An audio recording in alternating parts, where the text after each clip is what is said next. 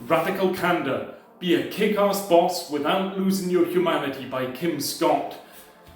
Now, the main point in this book is to care about people on a personal level, the people you interact with, particularly at work. And the book calls this Radical Candor. Now, it's written by a successful author from Silicon Valley who's worked with Facebook, Apple, and likes to name drop a lot.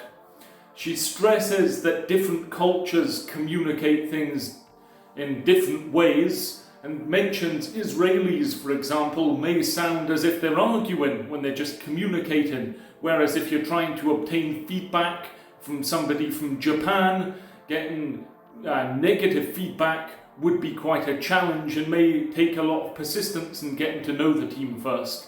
Mentions a lot about feedback, because this is written trying to help you be a better boss. Firstly, give timely feedback. This is important, otherwise a problem can spiral on and get out of control. Try to make feedback as specific as possible so they understand what has been performed suboptimally. One of the key points is to make them understand the feedback is about the work, not about them personally, because it's not an unfixable personality flaw, it's purely about work. You may want to share stories about similar things that you've done in the past, but just make sure when you're giving feedback that you're not questioning your faith in their abilities, but when they leave, they need to be under no false interpretation that there's an improvement that's required. So really, make them aware that you're not blaming them, but their external behavior or productivity needs to improve. Likewise, when you're given feedback that's positive or praise, be clear to be specific and sincere.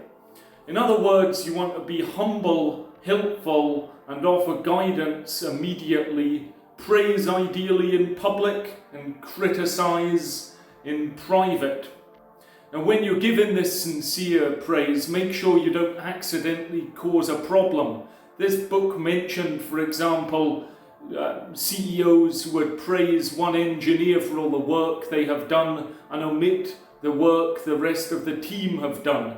So make sure that you're acknowledging everybody's contributions. The other thing it mentions is rock stars and superstars.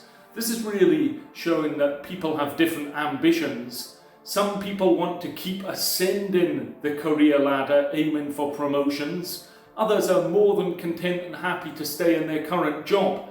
Now, both of these people should be rewarded. And really what you want to do is find out what that person wants and help them achieve that. It may well not be a promotion. So, it also mentions a little bit about firing people. Really, there's three things that you want to consider. One, have you given them radical candor guidance? And that comes back to the initial feedback. Do they know what you actually wanted them to do differently? Have you sought advice for others? Now, in life, that's important, seeking advice, but that's important to just think about this as a wider situation. Make sure you're not thinking in any way personally here, is this better for the team? So really, thirdly, are they negatively impacting upon the performance of others? So you have to remember that retaining people who are doing bad work really negatively affects the team. Team culture is so important, so trying to have regular walk-arounds to have an understanding of what is happening. I like the quote from Steve Jobs, in which he mentioned, "You're better to have a hole than an arsehole."